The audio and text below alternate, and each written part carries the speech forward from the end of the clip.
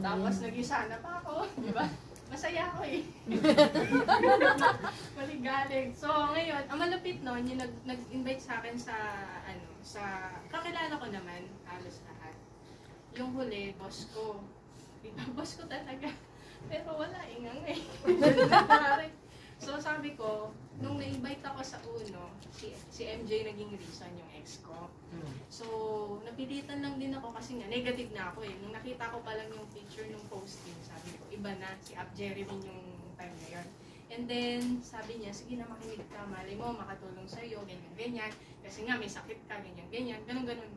So, nakinig ako, si Coach Jack, nakilala ko, na-amaze ako, nahuna, pero nabuwisit ako kasi ang tagal lang mag-explain.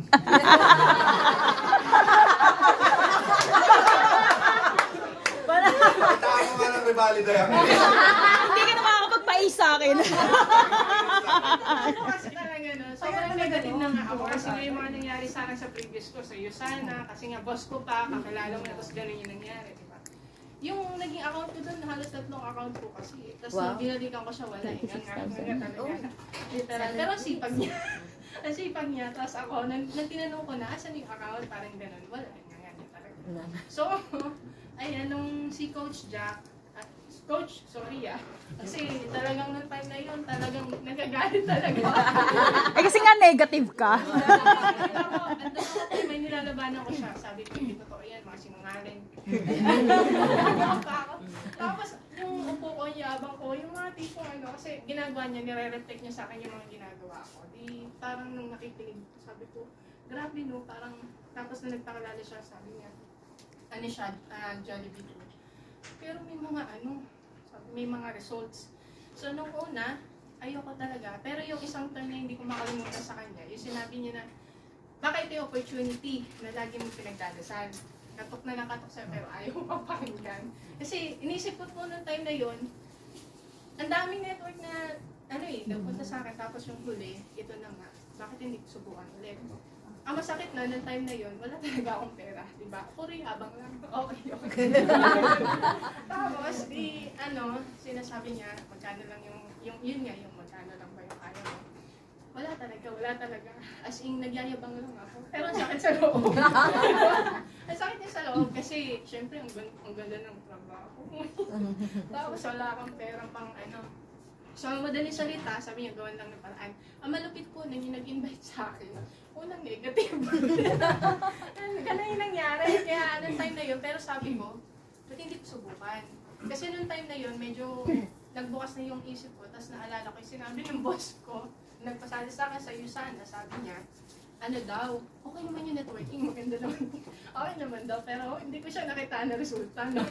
So, ganun. Pero naniniwala ako kasi nga, ang dami kong trabahong pinasok, pero walang nangyari. So ngayon, ang time na yun, dahil nga, ang pinaka-reason ko talaga is yung sasakit ko sa puso. No?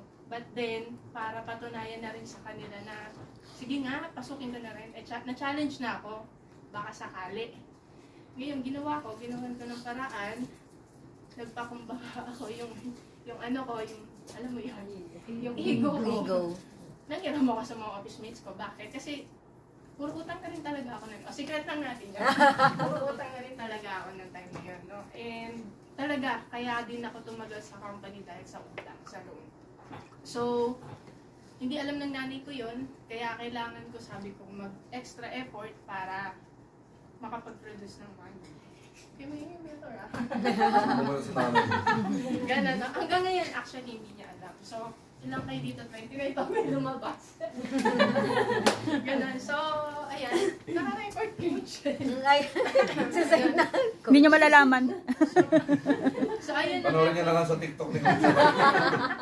Tapos yun na nga, yun nangyari hanggang sa nag-start na ako, ginawan ko ng paraan. Talagang, nagdasal muna rin ako kasi, syempre, ilang beses na akong nasaktan sa ganitong ganitong industry. Tapos sabi ko, pagka nabigyan niya ako ng pagkakataon na makahiram, sige, i-go ko.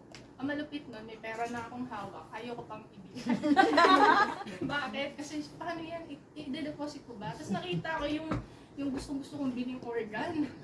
So, sabi ko, may organ, ang ganda, gusto ko niyan. Alam mo yung pabili na ako, paklik na ako sa hawak ko yung pera. Imagine niyo po yung trials. Temptation. Pero pumasok sa akin sa isip ko yung sinabi niya. Eh, kung yung 9998 niya, matagal na natin ginagastos. No? Pero wala namang bumabalik sa atin. What if kung subukan mo to, may babalik sa'yo, i-workout mo lang. So, yun yung sumagi sa isip ko din. Sige na nga, okay na nga. Binigay ko na. Hanggang sa hindi pa na ina-expect yung mga naging resulta. Eh, totoo nga pala, tuwan naman ako. Kasi nung una, sorry naman sa coach ko, kasi talaga pinapressure ko din siya ng time na yun. Kasi ka-coach Jack ng time na yun. And ngayon ko naintindihan talaga, hanggang sa lumalim ng lumalim yung mga reasons ko kung bakit ako gumagawa rito. No? Especially, bukod dun sa sakit ko, sa sakit ni nanay, na kailangan kami opera. Given na kasi siya eh. Kumbaga sa ano eh. So, lumalim kasi yung tipong pag nakita mo na yung bahay mo, yung katakbang mo, lulubog ka. So, minsan, may ganun pangyayari kasi sa akin eh. Na naglakad ako sa bahay namin sa taas, muntik na ako lumubog. Bigat mo daw kasi. Kasi may anay na, matagal na siya. So, lumusot yung paa ko nun, parang lalong na-open yung mind ko, parang, uy, hindi na to tama. Ganyan. Seryoso kayo. Ayun siya. So, nagpapasalamat ako kasi, totoo nga, unang-una, napatunayan ko na wakang ng pera, and ayun, masaya yung income, no? Kasi hindi mo ngayon na-expect, hawak mo talaga yung oras mo, tapos, ayun, yung isang reason, full-time na ako kasi isang blessing na lang din ng Diyos. Alam niyo, parang, kasi nung time na to, ito pa yung struggle sa akin, bago ako mag-resign sa Meralco, sabi ko sa kanya, ikaw naglagay sa akin dito sa Meralco, ikaw din magiging reason kung bakit ako aalis sa maayos na paraan. Kasi gusto ko na talaga iwan eh, kasi ang hirap po talaga na naging trabaho ko doon. And, alam niyo yun, nagsasite audit, lahat ng site, monitor mo yung asset, sobrang madugo, tapos mag-isa ka lang, talagang manual mo ginagawa. And then, noong time na yun, sabi ko sa kanya, sa maayos na proseso, yung dasal ko. Ganun nung nagkaroon ng pandemic, after nun, nagtanggalan sila ng tao. Salamat sa Diyos kasi, yun yung pagkakataon ko, binolunteer ko yung sarili ko. Yun. Na tanggalin na ako, kasi nga hindi ko na magampanin yung pagta-travel. Tapos, in-approve, medyo nagkaroon pa nga ng ano yun, ng ayaw akong alisin. Pero, pinagdasal ko talaga na sana alisin na kasi hindi na talaga kaya ng katawan ko. So, ayun, dininig naman ng Diyos. Pero may fear ako kasi, may fear talaga.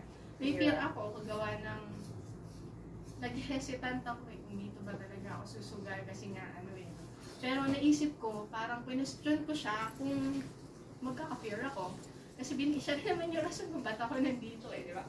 So, sabi ko, subukan ko na lang. And then hanggang sa lumalim yung trainings, eh, hindi ko na alam, pinanamaan ako ng gusto. So, mga ganyan. Ayun po yung naging ano sa akin. Personally, napakalaking tulong po. And umaasa ako na